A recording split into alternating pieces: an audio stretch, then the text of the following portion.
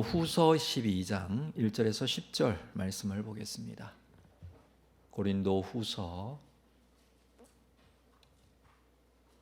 12장 1절에서 10절 말씀 한 절씩 교독하겠습니다. 무익하나마 내가 부득불 자랑하노니 주의 환상과 계시를 말하리라.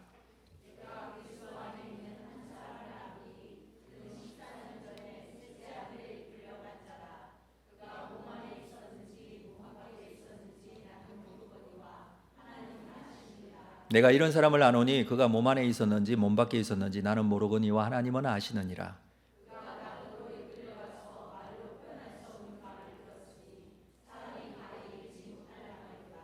내가 이런 사람을 위하여 자랑하겠으나 나를 위하여는 약한 것들 외에 자랑하지 아니하리라.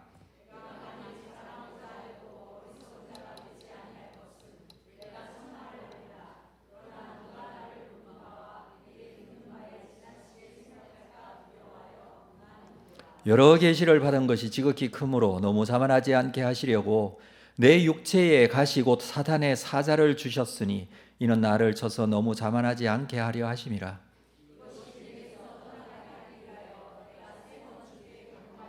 나에게 이르시기를 내 은혜가 내게 족하도다. 이는 내 능력이 약한 데서 온전하여 짐이라 하신지라. 그러므로 도리어 크게 기뻐함으로 나의 여러 약한 것들에 대하여 자랑하리니 이는 그리스도의 능력이 내게 머물게 하려 함이라.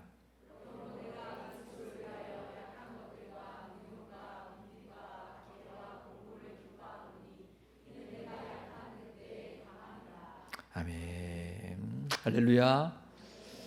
약한 그때의 강함이라 그랬는데 우리 앞뒤자로 인사하시면서 약할 때 강함 되십니다. 이렇게 한번 인사할까요? 약할 때 강함이 되십니다.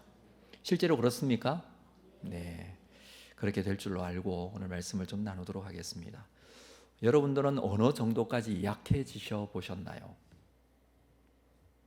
현실적으로 좀 얘기를 해볼까요? 어느 정도까지 비참해 보셨나요? 머릿속에 생각나는 사건들이나 상황들이 있을 것입니다. 저도 참 낮아지고 비참해졌던 경험들이 머릿속에 굉장히 선명하게 남아있는 사건들이 몇 번 있습니다.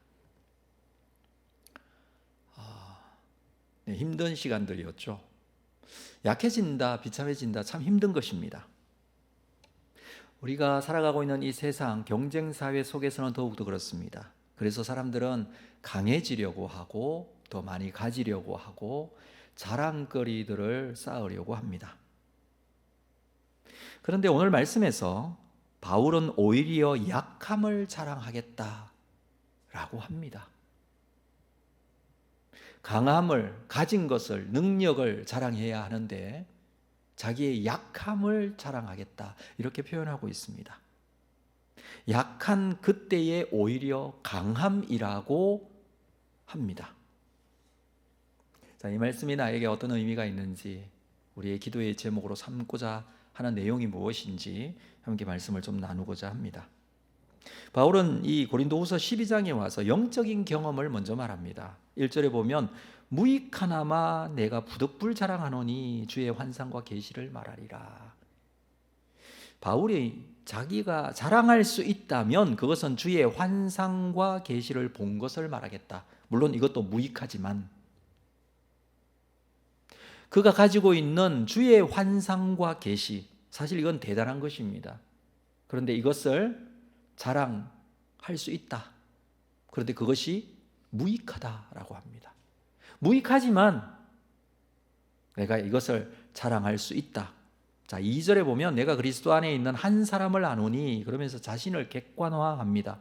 그는 14년 전에 셋째 하늘에 이끌려 간 자라. 자기 자신이 간 것을 다른 사람 얘기하듯이 그렇게 지금 표현하는 것이죠. 14년 전에 영적인 경험이 있었습니다. 셋째 하늘에 이끌려 갔다. 영적인 세계 속에 들어갔다라는 것인데 우리가 뭐 이렇게 쉽게 생각하면 첫째 하늘, 둘째 하늘, 셋째 하늘 이렇게 나눌 수 있겠죠. 그럼 첫째 하늘은 눈에 보이는 하늘이겠죠. 둘째 하늘은 뭘까요? 잘 모르겠습니다. 셋째 하늘은 뭘까요? 더 모르겠습니다. 그런데 분명한 것은 첫째 하늘은 아니에요. 그래서 우리가 보여지는 이렇게 눈을 들어 하늘을 볼 수 있는 그 하늘을 지금 말하는 건 아니에요. 그래서 셋째 하늘이라고 표현을 한 것이죠. 이 셋째 하늘에 끌려간 영적인 상황 속에 주의 환상과 계시를 만나게 됩니다. 내가 이런 사람을 안다라는 3절의 표현은 사실은 자기 자신이 그렇다라는 것을 말하는데, 그것은 1절부터 연결해서 읽어보면 그런 의미입니다. 주의 환상과 계시를 내가 말하겠는데 어떤 사람이 14년 전에 이런 상황을 경험한 것을 내가 들은 적이 있다, 이렇게 표현을 지금 하는 것이죠.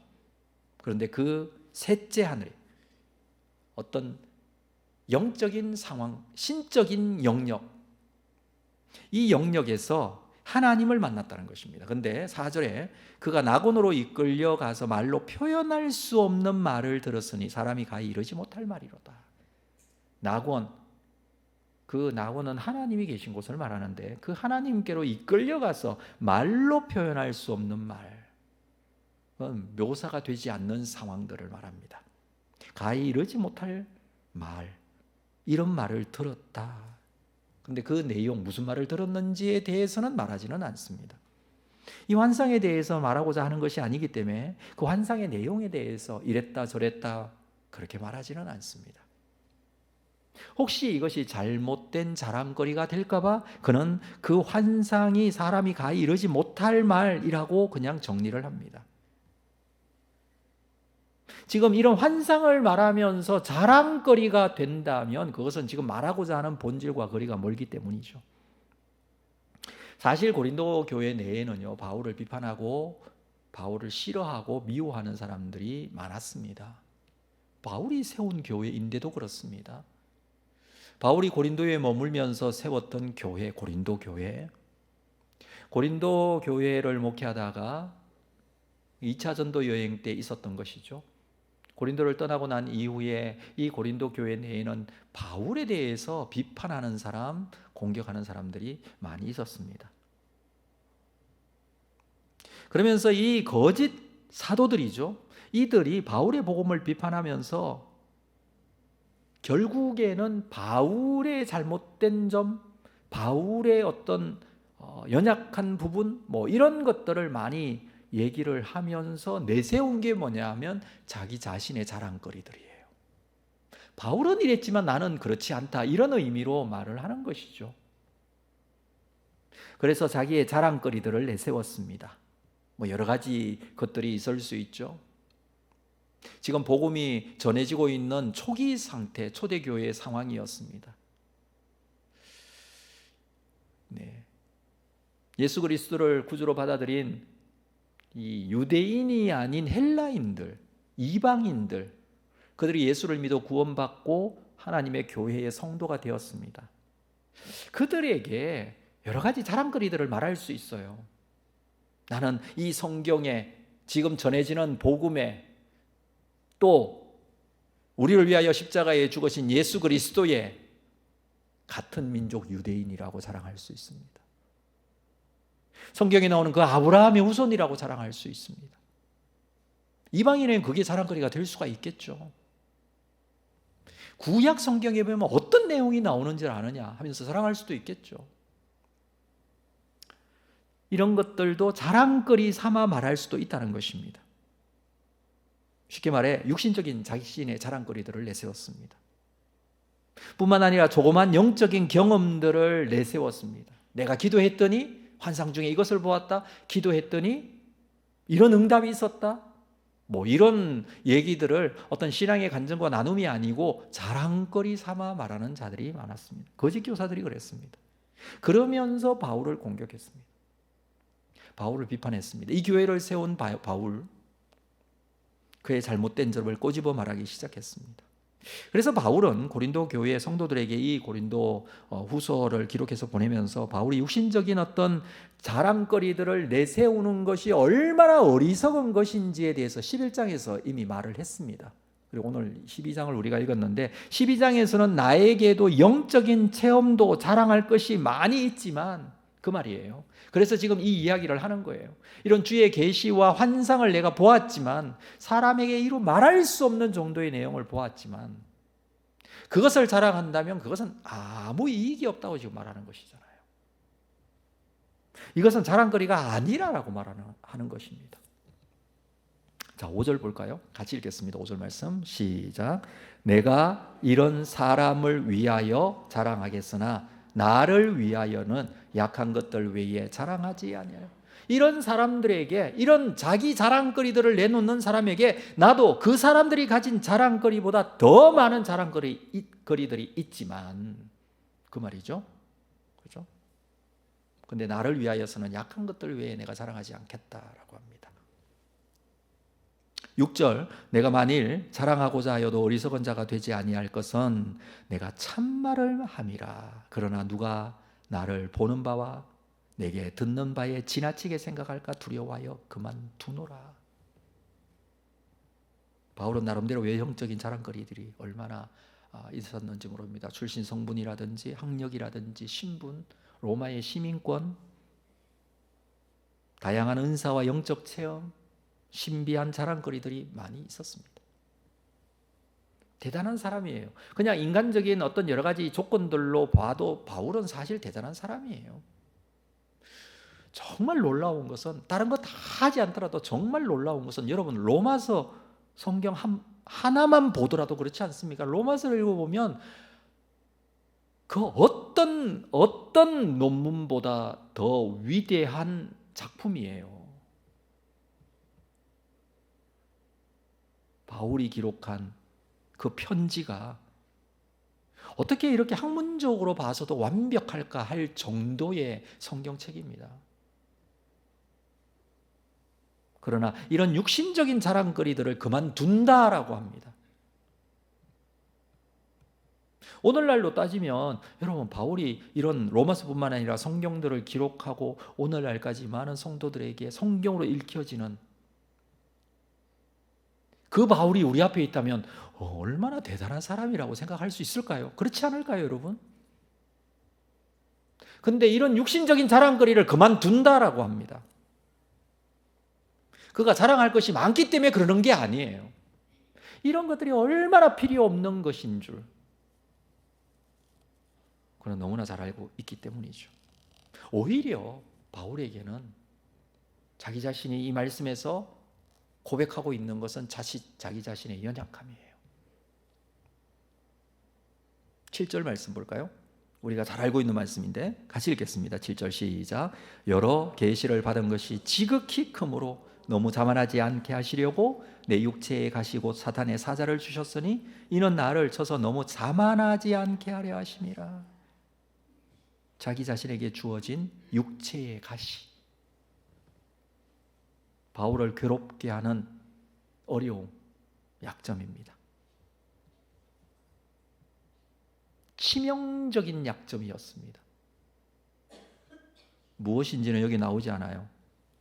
사람들이 막 추측을 해요.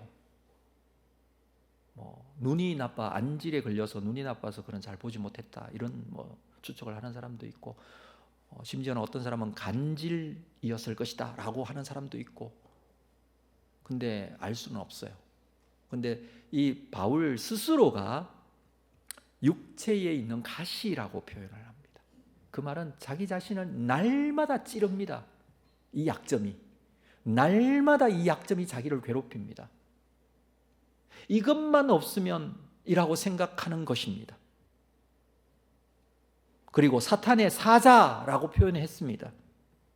너무나 치명적인 약점이었기 때문에 사탄의 사자라고 했습니다.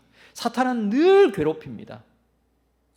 너는 그런 사람이라고, 그것밖에 되지 않는다고, 저주받은 인생이라고. 그래서 사탄의 사자라고 표현을 하는 것입니다. 그런데 이것을 바울은 이렇게 받아치고 있습니다. 나를 쳐서 너무 자만하지 않게 하려 하심이라. 그렇습니다. 하나님은 우리가 교만이라는 위험에 빠지지 않게 하시려고 때로는 결정적인 약점을 주시기도 합니다.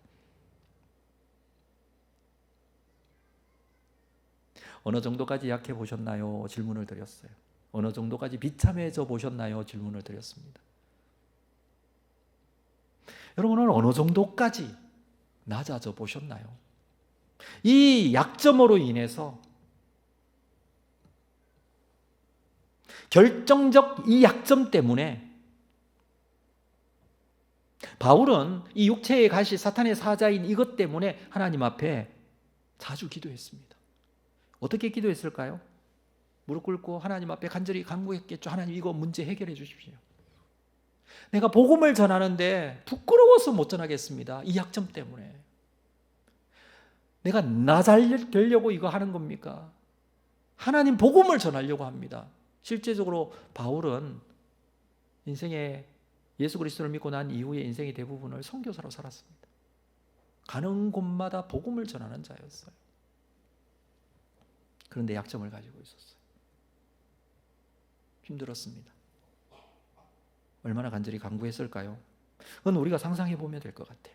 8절에 보면 이것이 내게서 떠나가게 하기 위하여 내가 3번 주께 간구하였다. 이 3번이라는 것은 아주 많이 기도했다는 표현이에요.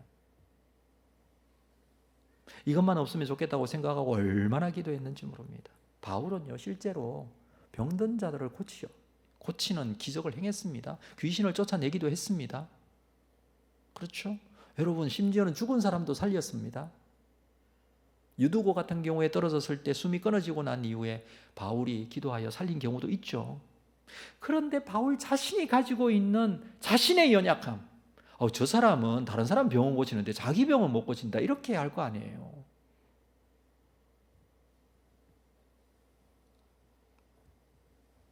그 가시를 위해서 하나님 앞에 기도했지만 응답이 없습니다. 기도하면 하나님께서 응답해 주셔서 고쳐주시고 그 기도에 함께 해주시면 좋은데 아무리 기도해도 하나님 거절하십니다. 바울도 이 기도가 얼마만큼 지속되었는지는 모르겠지만 기도가 하나님 앞에 드려졌고 그 기도가 거절되었던 경험을 많이 가지고 있습니다. 근데 오히려 하나님께서 이렇게 말씀을 하셨다라고 고백을 합니다. 9절 같이 읽을까요? 자, 상반절만 읽겠습니다. 시작. 나에게 이르시기를 내 은혜가 내게 족하도다. 이는 내 능력이 약한 데서 온전하여 짐이라 하신지라. 기도하면 하나님께서 주시는 응답이 바로 이 응답이었다라는 거예요. 이 응답이 언제 주어졌는지 모르겠지만 그는 한참의 기도 후에 이 응답을 받았을 것이라고 생각합니다. 하나님께서 나에게 말씀하시기를 내 은혜가 네게 족하다 그랬습니다. 여기 자세히 보십시오. 나의 은혜가 네게 족하다고 합니다. 그렇죠? 지금 누구의 은혜라고요? 주님의 은혜가 너에게 족하다, 이렇게 지금 표현하는 것입니다. 주님께서는 바울에게 부족함이라고 생각했고 약함이라고 생각했고 자기의 단점이라고 생각했던 이 육체의 가시가 오히려 은혜라고 지금 표현을 하고 있는 것입니다. 그리고 그 은혜는 나의 은혜다. 내 은혜가 너에게 족하다. 나에게는 그게 은혜가 된다. 이 의미 아닐까요? 오히려 바울의 연약함이 주님께 은혜가 되고 있어요. 그리고 내 능력이 약한 데서 온전하여짐이라 라고 합니다. 내 능력은 무슨 능력입니까? 내 능력이 약한 데서, 내 능력은 주님의 능력이에요. 본문의 내용이 그래요. 그렇죠? 주님의 능력이 약한 데서 온전하여진다라고 표현을 해주고 있어요. 주님의 능력이 약합니까? 아니죠. 주님의 능력은 약하지 않습니다. 그런데 주님의 능력이 약하다고 표현합니다. 이게 무슨 뜻이냐 하면 주님의 능력이 실제적으로 약해져 있을 때가 있었어요. 언제입니까? 십자가에 죽으실 때예요. 아무것도 하실 수 없었어요. 그냥 대적들의 공격, 붙잡힘, 고난당함, 십자가에 죽음. 이게 주님의 내 능력이 약한 데서, 주님께서는 이미 자기의 능력이 약한 데서 오는 온전함, 그 온전함을 내 은혜가 내게 족하다. 나에게 있는 이 은혜가 너에게 족하다. 이렇게 지금 표현하고 있는 것입니다. 주님께서 가지셨던 자신의 최고의 연약함, 십자가에 죽으심, 사람들에게 멸시받고 버림받고 죽임당한 연약함. 여러분, 이것보다 더 연약해져 보셨나요? 이것보다 더 비참해져 보셨나요? 주님은 그렇게 약해지셨어요. 그렇게 비참해지셨어요. 실제적으로 십자가의 사형이라는 것은 고통도 있지만 수치심을 유발하는 형틀입니다. 그래서 마을 어귀 에 십자가를 세우고 지나가는 사람들이 다 볼 수 있도록 옷 하나 걸치지 않고 십자가에 못 박아 매달아 놓습니다. 수치심이에요. 비참함이에요.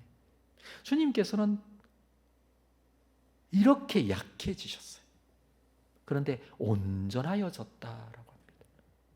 주님께서는 약해져 십자가의 죽으심으로 온전하여졌다. 이게 무슨 뜻이냐면 온전하다, 텔레오이라는 단어를 쓰는데 이게 어디에 쓰여지고 있냐면 예수님께서 십자가에 죽으실 때 마지막 남기신 말씀 다 이루었다. 이게 텔레오예요. 온전함이에요. 완전함 아니에요. 여러분, 완전해지기 위해서는 육체의 가시가 해결이 돼야 돼요. 이런 약점이 없어야 돼요. 능력을 가져야 돼요. 그게 완전함이라고 한다면 온전함은 그렇지 않습니다. 다 지불하는 거예요. 다 이루었다, 이건 다 지불했다라는 뜻이거든요. 주님께서 다 이루신 것이 무엇입니까? 우리의 모든 죄값을 다 지불하신 거예요. 우리의 연약함을 위하여 다 지불하신 거예요. 우리의 부족함을 위하여 예수님께서 십자가에 죽으신 거예요. 그래서 내 능력이 약하여질 그때 그것이 온전하여지게 되는 것이다 라고 말씀을 하셨습니다. 바울에게 주신 말씀이에요. 사람들은 능력이 약해서 육체의 가시가 있다고, 능력이 약해서 내가 이 약점을 가지고 있다고 말할 것입니다. 근데 정말 중요한 게 무엇입니까? 온전함 아닙니까? 완전해지려면 가진 약점이 없으면 되지만 사람은 약점이 없는 사람이 없어요. 완전한 사람은 없습니다. 그러나 온전함은 무엇으로 말미암아 주어집니까? 하나님의 은혜로 주어지는 겁니다. 그래서 지금 은혜를 말하는 것이죠. 내가 약하기에, 내가 죄인 되었기에 예수님이 십자가를 지시고 우리를 온전하게 하신 것입니다. 나의 낮아짐, 나의 부족함, 나의 연약함, 나의 실수, 자신을 돌아보면 돌아볼수록 우리의 연약함을 고백할 수밖에 없지 않습니까? 자, 9절 하반절을 볼까요? 그러므로 도리어 크게 기뻐함으로, 이 기도의 응답을 듣고 바울은 크게 기뻐한다라고 합니다. 그리고 지금부터는 나의 여러 약한 것들에 대하여 자랑하겠다라고 말합니다. 내가 약하다는 것은 주님께서 강하시다는 것을 의미하기 때문입니다. 그래서 이는 그리스도의 능력이 내게 머물게 하려 함이라. 그리스도의 십자가의 능력이 나에게 머무는 것입니다. 내가 약해지지 않으면, 오히려 내가 약하지 않고 강하고 내가 부족한 것이 없고 나는 언제나 잘 되고 하면 십자가의 능력이 내게 머물 수 없습니다. 약하기 때문에, 아니 주님께서 나를 약하게 만드시기 때문에 오히려 나에게 필요한 것은 십자가의 능력이에요. 주님께서 나와 함께 하셔야 됩니다. 나를 붙잡아 주시지 않으면 나는 넘어질 수밖에 없습니다. 나를 붙잡아 주시지 않으면 나는 살 수가 없습니다. 그래서 기도로 살고 말씀으로 살고 믿음으로 사는 것이죠. 자신의 강함만 느끼고 있다면 어떻게 주님이 필요합니까? 필요 없죠. 없어도 잘 사는데요. 그리스도의 능력이 내게 머물게 하려 함이라 라고 말씀합니다. 내가 연약하지 않고 능력이 있거나 가시가 없으면 하나님의 능력은 더 이상 필요하지 않습니다. 이 머물다라는 단어는요, 장막을 치다라는 뜻이에요. 장막을 치다. 그런 의미를 가지고 있습니다. 장막은 성막을 말합니다. 성막. 이스라엘 백성들이 애굽에서 나와서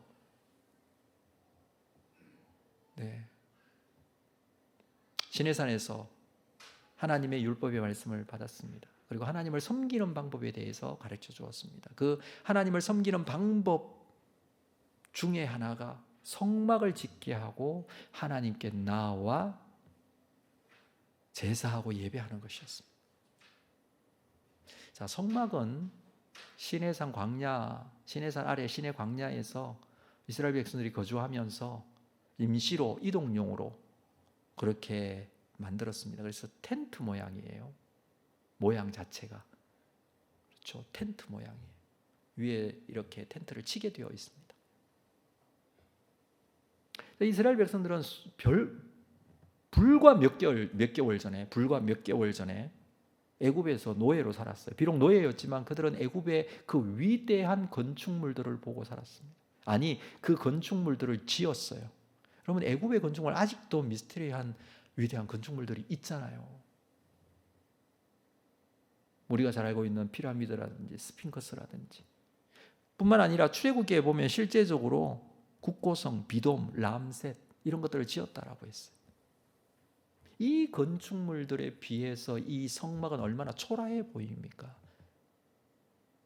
그 광야의 텐트 아닙니까? 그런데 그 성막이 의미가 있고 그 성막이 특별하고 그 성막이 은혜가 되는 것은 무엇 때문입니까? 거기에 하나님의 영광이 임하기 때문에 그래요. 그렇죠. 하나님의 영광이 있어서. 출애굽기 40장 35절 성막을 짓고 난 이후에 이렇게 기록을 하고 있습니다. 모세가 회막에 들어갈 수 없었으니 이는 구름이 회막 위에 덮이고 여호와의 영광이 성막에 충만함이었으며. 여호와의 영광이 성막에 충만하였어요. 비록 이건 그냥 텐트에 불과하지만 이 광야에서 구할 수 있는 여러 가지 재료와 물건들을 가지고 만든 초라한 것이지만 여기에 하나님의 영광이 임하게 되니 얼마나 특별한 장소였고 은혜의 장소였겠습니까? 사랑하는 성도 여러분, 그렇습니다. 우리는 약점이 있습니다. 부족한 게 있습니다. 그래서 바울은 자기 자신을 이 성막에 비유해서 이 표현을 쓰는 것입니다. 그리스도의 능력이 내게 머물게 한다. 이건 그 성막에 머물렀던 하나님의 영광과 같이 그리스도의 능력이 나에게 머물 수 있는 것은 내가 약하기 때문이에요. 약해서 그리스도의 능력이 나에게 필요한 것입니다.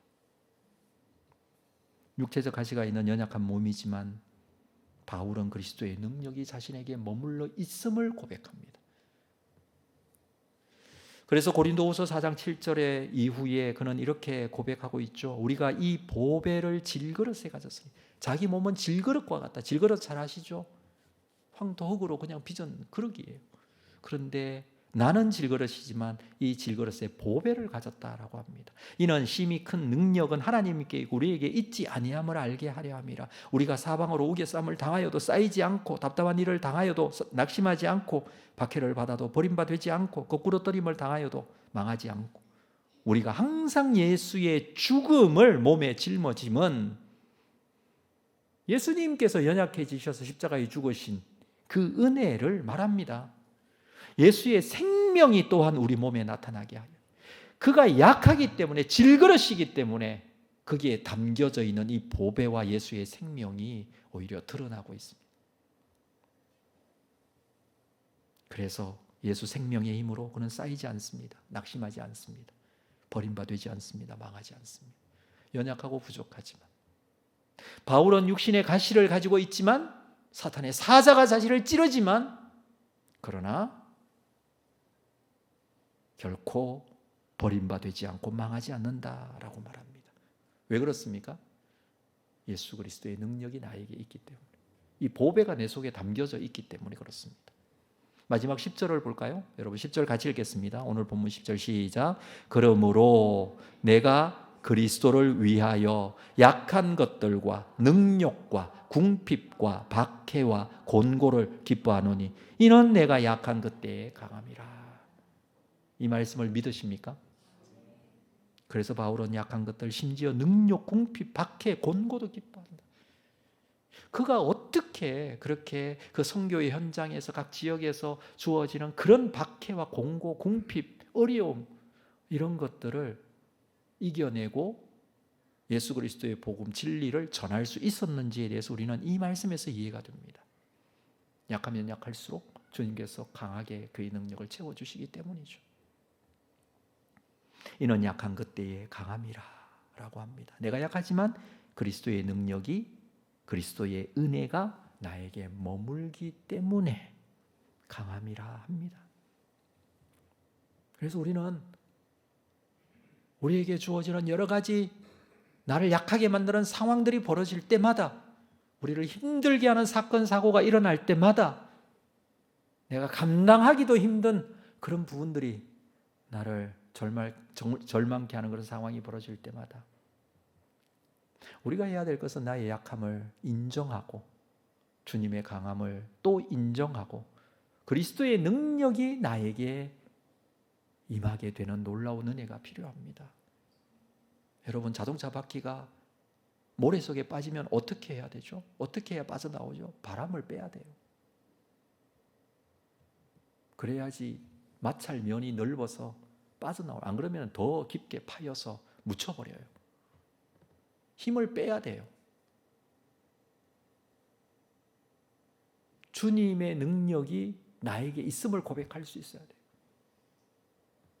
내가 약하면 약할수록 강하게 역사하시는 하나님의 은혜, 이 은혜를 고백하는 귀한 시간 되시기를 바라고, 뿐만 아니라 정말 주님의 능력 나에게 임하여 줘야 합니다. 그러기 위해서는 제가 어깨에 힘을 빼고 나의 약함을 인정하고 자기 자신을 부인하고 나에게 주어진 십자가를 지고, 주님께서 약해지시고 십자가 지시고 온전하게 되어진 놀라운 십자가의 길을 우리에게 보여주셨기에 우리도 약하여지지만 주님의 은혜로 온전하게 되어질 줄로 믿고 이 믿음으로 주님 앞에 승리하는 여러분 되시기를 주의 이름으로 축복합니다. 기도하겠습니다. 하나님, 오늘도 이 밤에 우리가 약하지만 주님의 은혜를 기대하며 주님 앞에 가까이 나아갑니다. 그 은혜의 보좌 앞에 더 가까이 갑니다. 주님, 우리의 심령을 붙잡아 주시옵소서. 이후로는 주님 앞에 메인바 되기를 원합니다. 주님 앞에 맡겨드리기를 원합니다. 내가 내 근심 걱정 붙들고 살아가는 자가 아니라 주님께서 나의 근심과 걱정 붙들어 주시고 살아가는 나의 인생이 되기를 원합니다. 우리의 약함을 주님 앞에 드립니다. 주님께서 온전하게 하여 주실 줄로 믿습니다. 이 은혜로 오늘도 기도의 자리에서 승리할 수 있도록 인도하여 주옵소서. 예수님의 이름으로 기도합니다. 아멘.